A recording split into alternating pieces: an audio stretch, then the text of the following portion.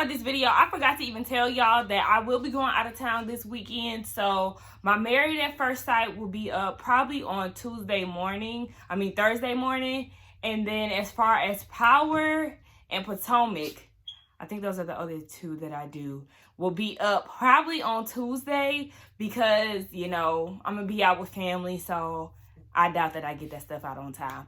Also, I will be doing a vlog or try to do a vlog about that. I don't know if y'all would be interested in that.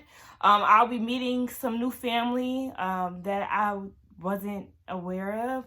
So yes, if y'all are interested in seeing that, I think I am going to do a vlog on that. But yes, just stay tuned. But anyway, what's up, y'all? It's your girl Sakina, and I'm back for another review for the Real Housewives of Potomac. This is season 5, episode 9, if I'm not mistaken. But before we get into it, as y'all know, like I said in my previous video, we have reached 400 subscribers. Again, thank you. Hello, new subscribers. Welcome to the family. You know, we like to talk shit here. You know, we'll talk shit, enjoy the shows that we watch, and do all of that. Connect with each other, okay? So welcome everybody. Thank you to my old subscribers, all the OGs. Let's get into it. Now, before we actually start, I want to talk about some behind the scenes type of things. Now, I usually don't do this, but it's in relation to what's going on right now. So I do want to talk about a few things. Now, Monique did a Q&A shortly after last week's episode, and there were some things that kind of stood out to me. So I won't discuss everything that she talked about, but she said that it's not that she's not taking accountability for the fight, but there's more to it, and they'll discuss it at the reunion. That is pretty much a lot of her responses to some of the questions. Wait till the reunion, but I'm like, these backstories that you have for us, you already went live on, so what else is there to talk about? Just own up to your part of the fight and be done with it. Another thing that she said was she doesn't do the hands in somebody's face. And then she mentioned that she was pointing to the side when she had approached Candiace, or when Candiace walked up to the table. Hands flailing. She's at the table, hands flailing. She pointed to the side. Now it's get your hands out of my face. But you were doing this when she was at the table. So I'm not understanding why you feel like, oh, you don't do this. And if you don't put your hands in people's face, you think it's okay to flick their hair as if that's not going to create a fight. No, you're not getting away with that. Sorry. And then she said that because somebody asked her, like, why did you go after Candiace? Like, basically, Candiace was an easy target. Why didn't you go after Gizelle? And then she made the excuse of not knowing what Gizelle was doing behind the scenes, but had she known, you know, she would have been coming for her, but she got that ass on the reunion. You made a live saying that you were privy to the baby storyline that they were coming up with, but you said that you were working with Gizelle because this was a job, so that's why you were playing friendly with her during the show. Which one is it? Which one is it? Because at this point, you're not making sense, sis. She's just so full of shit. Now, anyway, Candiace also did not a review, an interview, and I got it from the Empress show. I'll have the links to both of the videos in the description box. But shout out to the Empress show. She's a subscriber of mine. Hey, sis. But Candiace was basically saying that she has anxiety after the fight, especially now because she has to relive it again with it being on TV and it being such a hot topic right now. And I understand that definitely will cause me anxiety as well. She's also saying that she has PTSD. But when I was listening to some of the interview, I was like, okay, I kind of felt like she was laying it on a little thick. And it was like, Candiace, I get it. Like, if you've never been in a fight, which I haven't.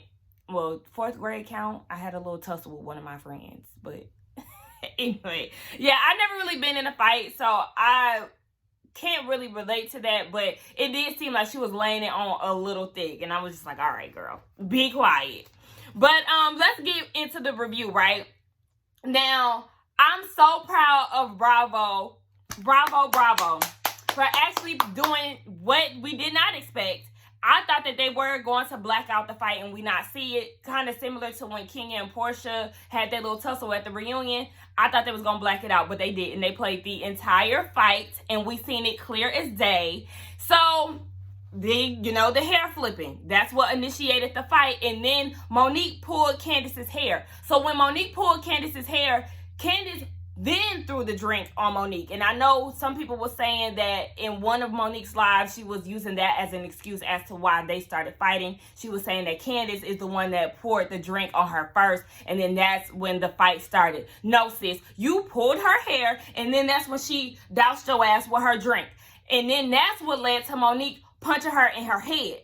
So Monique killed that. Even to this day, yesterday on Twitter last night, she was using that excuse. Or what? Wait, is that what she said on Twitter? Yeah, she was saying that. And it was like, no, sis, that's not what happened. But what had me weak was when I went to go, because I watched the fight like 10 times. So I kept rewinding it. But I accidentally paused on Robin's face. I'm going to insert a video. Look at Robin while they sit here fighting, right? That shit had me weak, y'all. I was cracking up. As y'all can see in the video, this shit had me weak. By the way, follow me on Instagram. Like I said, if y'all want to see how I live on a day-to-day basis outside of these YouTube streets, follow me at simply_Sakina on Instagram. It will be in the description box, okay? Follow me. But anyway, yes, Robin had me fucking weak, y'all. And then you can see, remember in the video that they showed that we were seeing on Instagram that Karen walked away? I think Karen walked away because she was just so fed up with the situation. She is in the middle of it. She's friends with Monique and Candiace, but she ended up coming back. And Robin ended up trying to break up the fight after the fact, but she stood there for a good minute. Now, mind you, while all of this shit is going on, Wendy is screaming at the top of her lungs, frantic as fuck. And I'm like, Wendy, chill out. They finally break up the fight, and she's like, stop it, stop it. Like, I'm sorry for anybody who was listening in headphones, but that's literally how loud she was. Like, girl, stop.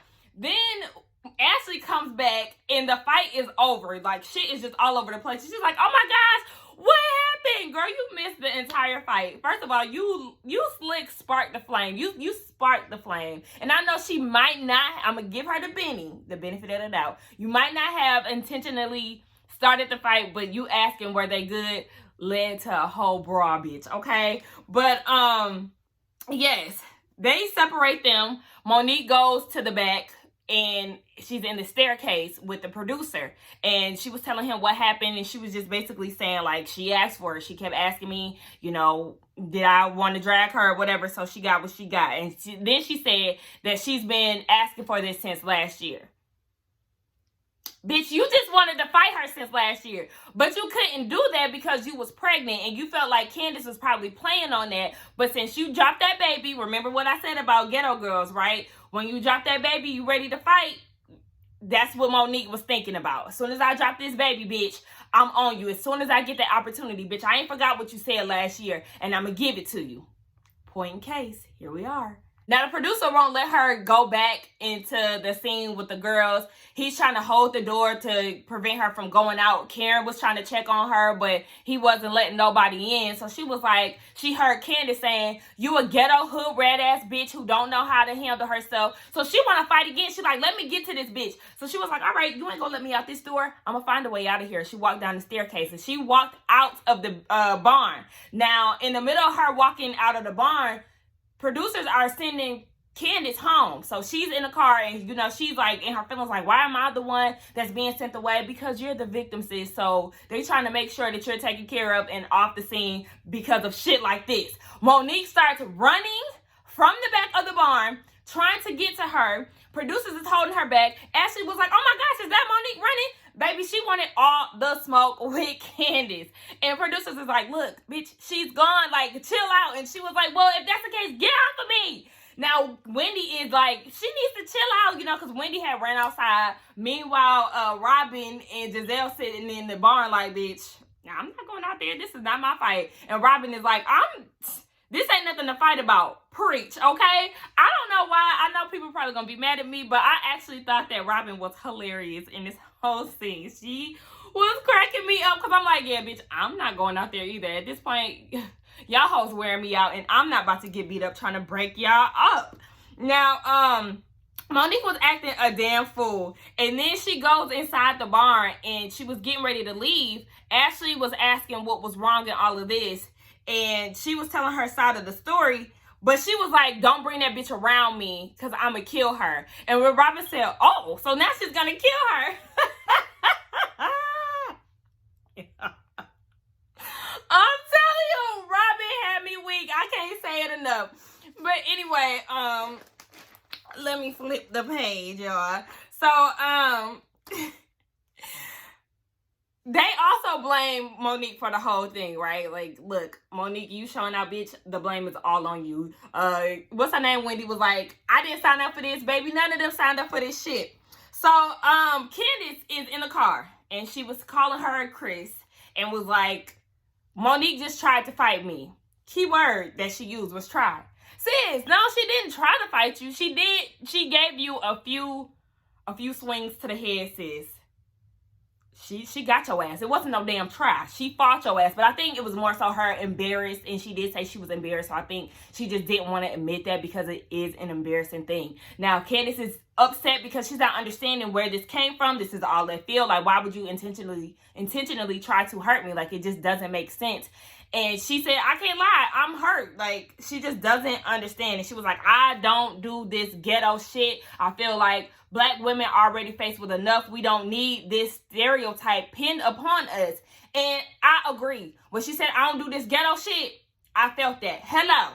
I'm not a fighter. And I've said that in other videos. I'm not a fighter. I fight with my words, bitch. I will make you mad to the point where you might want to fight me, but just know that I'm not going to initiate putting hands on you because I don't feel like it needs to be taken that far. We could fight with words. I could walk out. I could do whatever. Like, but as far as violating someone physically, that's not me. I may have been moved to where I feel like I can hurt somebody, but I don't take it that far because it's just not necessary to me. Back at the barn, Karen and Ashley are listening to Monique's side of the story, and Ashley is like, you know, Monique is basically like, talk shit, get hit. And Ashley was like, yeah, she talks so much shit and wonder why, you know, people get upset.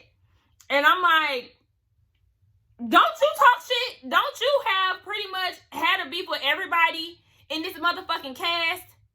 But yet you want to try to go against Candiace, in which y'all were in a good place? Like, why you couldn't just be neutral? Portia. That's who you acting like, fucking Portia. When Nene and Kenya start going at it, all of a sudden it's like, fuck this friendship that we had. I'm siding with her. That's what Ashley is pulling. And I didn't like that. It's like, y'all get mad because Candiace be reading y'all the fuck down and y'all can't handle it. Similar to Kenya. She's literally the Kenya of Potomac. She got a mouth on her that y'all simply can't handle. And I mean, shit, the bitch read better than y'all. What? So then Monique says this little corny ass shit. I can't, what'd she say? I can fight a little trick that thinks she's grown. Y'all continue to think that Candiace is not grown. Why? Because her mom has wealth and she's helping her out. Bitch, you live off of your husband. If you ask me, that's worse than having a line of wealth run down your family. Like, I'm not understanding that. Okay, but y'all continue to try to use that against her. Whatever. Ain't that what y'all try to create for y'all kids? So then that's when Ashley was like, yeah, Candiace threw the glass, which started the fight. Girl, you wasn't there. No, that's not what happened. And people are not seeing it. Now, at this time, Monique then left in her Uber. She on her way home. She called her Chris. Tells him about the fight. And he was like, well, that's embarrassing. Monique doesn't give a fuck. She like, so what? And then she was like, that hood came out of me. Black people, attention to black people. We have to get rid of this hood mentality to where we feel like, oh, a bitch said something to me, now I feel like I gotta fight her. Like, it's okay. I know we have hood tendencies and things like that. But as far as, like, when it comes to the physical shit, I need us to really get rid of that mindset. Like, it's so irritating to me. So, Wendy and Gizelle, now, after all of this, you know, after the day after the fight, Wendy and Gizelle are both in their confessionals basically saying that they're raising young black daughters that they want to set a good representation for. So, they don't really see it for that fighting shit. They're not here with it. totally understand. Wendy also wants the black community or black women to get rid of that stigma of us fighting, that stereotype. Like, we don't always fight. We fighting for a seat at the table, even though I feel like we do definitely need to create our own spaces. Fuck trying to sit down with white people. Let's create our own shit, okay? Because that's a whole nother video. But anyway, yes, I totally understood what she was saying. Back at Candiace's house, it's the next day. Her forehead is hurting because she done got banged up pretty bad, right? So she's telling her husband, I'm not understanding where all of this is coming from. I'm still very much confused, but I do know that I'm done with this bitch. Like, I don't want to be around her because she intentionally tried to hurt me. Now, I did tell you about the situation that we had about Monique being in her feelings about Sharice being at our anniversary party, but I'm not understanding how we got here. Well, that's what her Chris was saying. I don't understand how y'all got to this place. She doesn't know either. She's apologized countless of times. Of course, Bravo did some flashbacks of her apologizing twice to Monique's ass, and here we are now, bitch, you laying hands on me. Like, fuck you. We get a quick scene at Karen's house. It's Ray's birthday. She hired a private chef to make a meal for him that she wanted to help make, but she really didn't help make. But they really talked about how they're trying to get some therapy. She doesn't want to say therapy, so she used a life coach as a reason. Ray asked the same question that I've been thinking for a while. What the hell is the difference between the life coach and the therapist? If y'all know, let me know in the comments, because they pretty much sound the same to me. They're trying to help you figure out your life and get your life together. But yes, she also mentioned that she was invited to participate in her high school's homecoming. She wanted to invite the girls, but after the fight, she don't know how that's going to go because obviously they can't get along. And again, she is in the middle of this because she's friends with both of them. At Monique's house, she's telling her Chris about the situation, and he's disappointed. He's like, look, I really like the Bassett's. I hate that you and Candiace then came to blows. Like, this is beyond me. Like, and she's like, I understand that my husband has an image, or he brought up image, and she was like, I don't give a fuck about image. And I'm like, Miss Not For Lazy Moms, you don't care about business. You're a businesswoman because, you know, you do have a business, and you also are an aspiring socialite. You don't think that this is going to follow you around Potomac? And you showing that you don't give a fuck on TV is going to say a lot about this, okay? Because at this point, it's a new day. You've had some time to think about it, and you still on the same attitude that you had the day of the fight. That's going to be a problem for you. Then in her confessional, she was like, I understand, you know, my husband is a football player or an ex-football player. I don't know if he still plays, but he's a football player, so he does have an image to uphold, but that's none of my concern. Again, that remorse will not go far for you, okay? Keep at it, sis. And then I didn't like the fact that she kept making these jabs at Candiace, calling her crazy. She got issues, and then she went into the story about her family, taught her not to start a fight, but if, you know, somebody is on your back, basically stump their toe, pull their hair and get the fight in. But you initiated this fight, so where do you get off with this shit? You keep, my parents didn't teach me how to initiate a fight. Well, you did. You did. You flipped her hair. You damn sure did. Fuck being provoked, bitch. Y'all gotta learn. I know some people gonna be against me for this, but y'all gotta learn how to have self-control, okay? That is the key. You don't let a bitch come and fuck up your vibe. And if she is, you simply walk away. Y'all see how many times Candiace done walked away from old girl or been done with a situation? That's all Monique had to do. Miss Not For Lazy Mom, Miss Businesswoman. Like, you should have been on your shit. You should have had your mindset together, okay? But no. You let a bitch get to you, or you using that as an excuse to want to fight her because, like you said, bitch, she been waiting for it since last season. Whatever. Now, over at Ashley's house, she out there with her husband, scaly skin husband. And she's basically happy that the heat is off of her because of the fight. So she don't have to really talk about what's going on with her and Michael. But she did share with the girls in a scene that we didn't see that she is 60% in, 40% out. She quickly said, look, she don't know if she's getting a divorce, but if she needs to, her and Dean will pack the fuck up and head out.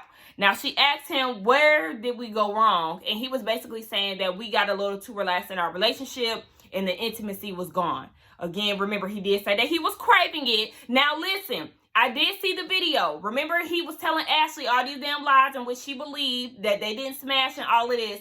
No, he was pretty aware of what was going on between him and that woman. There was a video that Gossip in the City shared. It's on Instagram. All you got to do is hashtag Michael Darby or whatever. That's how I found it. But the video of him laying in the bed having a conversation with the girl, you wouldn't have stuck around that long if you was just so, shook up by you being in an unfamiliar place, waking up in the morning. Nah, who you fool?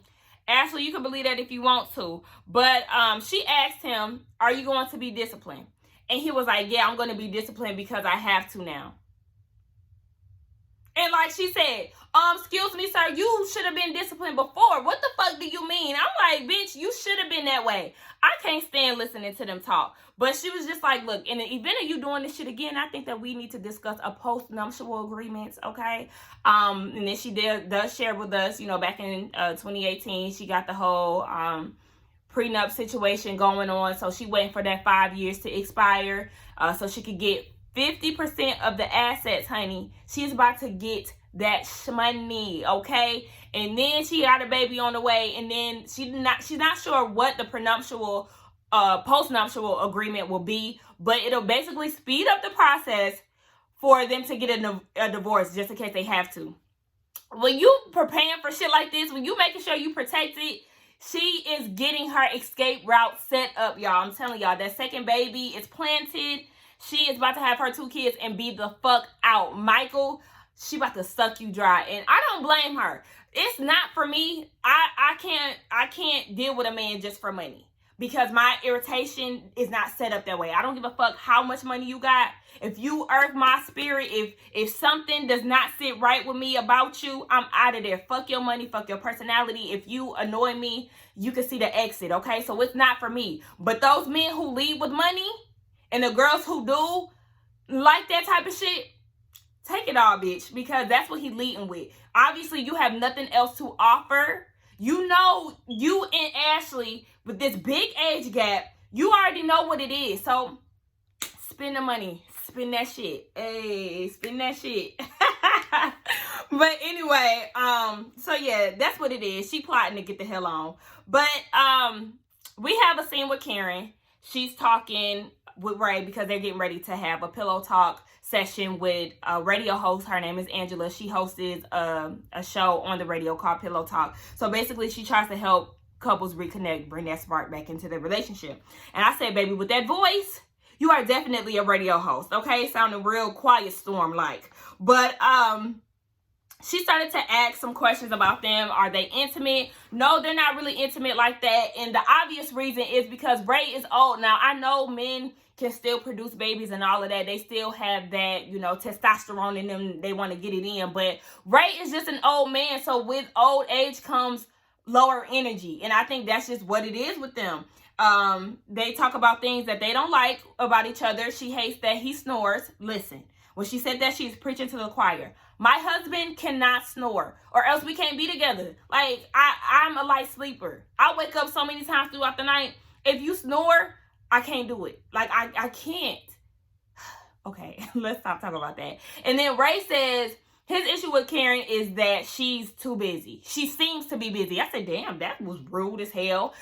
She is a busy woman. Thank you. She is a part of a show, an ensemble cast. She's also a businesswoman as far as LaDame. Oh, yeah, y'all, side note. So I went to Lenox this weekend, right? If y'all don't know about Lenox, it's not that hyped up. I don't go there. It's because I'm from here, okay? So I'm not pressed to go to Lenox. But I went to get my brother a birthday present. And I was like, oh my gosh, I'm at Bloomingdale's. Let me try to look for LaDame. Me and my cousin Deadass tried to look for LaDame. We could not find in their perfume stand. So I was annoyed by that. We went to all 3 floors that they had in that damn Bloomingdale's. And I could not find a perfume stand. I was like, I don't know if it's because of COVID or what. But we tried to look for LaDame. I tried to report back for y'all to let y'all know. Because only the Lord knows when I'm going to go back up to damn Lenox. But she appears to be busy. That's a problem for him. What he wants is more attention. She doesn't cook. That's a problem. But Candiace is like, okay, well, you ain't making me feel like I'm loved. You ain't making me feel butterflies and like, want to do these things for you. When you do this, then, I want to be around you and that type of shit. Like, she's a passionate woman and she needs to know that he's in love with her. So that was the next question. Are you in love with Ray? Of course she's in love with Ray. We all know that. She always big up the Black Bill Gates. She loved her man. That's one thing that we know without a doubt, right? And when it came to Ray, he said he think that he loved her. I felt so bad for Karen when he said that, because you know, when people get older, they really don't give a fuck about what they're saying. And I think that was pretty much what Ray was saying. I think that he does care about his wife, but the way that he put it, it was just like, oh my gosh. And he was saying it because things change. Yes, things change. Y'all been together for how many years? Like 20 plus years, 23, I think Karen said. Things do change, sir. What do you expect? And y'all have a 17-year age gap. So yes, you're slowing down and her life is picking up, and she's in her 50s. She still has a lot of life to live, and so does Ray. But you know, in his older years, he starts to relax a little bit more. But she is wanting to pursue her dreams and get out of this housewife state that she's been in for so long. Now, Karen did say that was a gut punch to her. And when Angela left, she was like, I appreciate your honesty, but that don't mean I gotta agree with it. You know, because Ray did pretty much double down on it. I did say that I think I love you, but things are different now. And she was like, all right, let me go upstairs. Producers, take this mic off of me. I can't breathe, you know. So she was just in shock, and she was just so shaken up by that. I just felt so bad for my Karen. It's okay, sis. Now we can talk about Gizelle. I didn't mention her really because there was really nothing to say too much. I feel like Gizelle doesn't have a storyline for real. So now that her daughters have this restaurant, they're kind of running with that. Yes, as y'all know, Jamal did get the girls ownership of Arizona's, which is a restaurant out here in Atlanta. I did say that I've been there before for one of my birthdays. But yes, they're in Atlanta. Her dad lives there, so he's going to join them later on. She did share with us that she hasn't told her dad about her and Jamal rekindling their relationship. Her dad is not too fond of Mr. Bryant because of his cheatations. And come to find out, he did not attend their wedding. And I was like, damn. Now, in the confessional as well, the producers tried to get some information out of her. And they asked, how many kids does Jamal have? Gizelle doesn't want to answer that because it's not fair to the kids. It's not fair to the moms. I respect that, but since we want to know, I should have Googled that shit for y'all. But what the dad said at the end was telling enough for me, okay? So, yeah, he didn't support the wedding, so he wasn't there. But then they end up having lunch with him or breakfast with him later on. And she did reveal to him, yes, we are back with each other. We're trying to make the family work. And he was like, you know, I support what makes you happy, so I'm there. And she was like, well, if we do get married again, then I want you to be at that wedding. He said, yeah, sure thing. Yeah, So the opening day comes where the girls do the ribbon cut to relaunch the restaurant. And I like the fact that the girls were actually open to being a part of it, because, you know, her daughters are pretty fuckless when it comes to a lot of things. But I love those girls. I love their personality. Like, that's right. Y'all speak y'all truth. They so honest, and I'll fuck with it. But I like how hands-on they were. You know, they were doing waitressing, hosting. One of the twins was working with the manager. They were asking questions. They were very much so engaged. So I like the fact that they are teaching their daughters a part of ownership is being hands-on. So I was totally here for that. Now they have a sit-down with Grandpa Pop, and Jamal joins them. They're having this conversation, and the girls end up leaving. But while they were talking, you could tell that the granddad was just more so focused on that damn cheesecake that was on that plate. He wasn't trying to think about nothing that they were saying. So, the dad ends up walking away because they did say something to him, but like I said, he was uninterested. So he was like, I'm going to slide to the bathroom real quick. And when he leaves, Gizelle was like, oh, I thought that you were going to ask my dad for my hand in marriage, talking to Jamal. Now, I peeped throughout this whole thing that she kept saying, you know, the Bryans, we're on the rise. The Bryans, we this, we that. Why do you want to remarry him again? I just don't understand that. I feel like it's just a waste of time. And then what her dad said was just very telling. He was just like, all right, I think I'm done. You can take this mic off of me now. I just don't see why she's doing this. This is not a good look for her. This man has 6 to 7 baby mamas. Like, as a dad, you worry about these things. I'm done. Like, take my mic off. And that's where the episode had ended.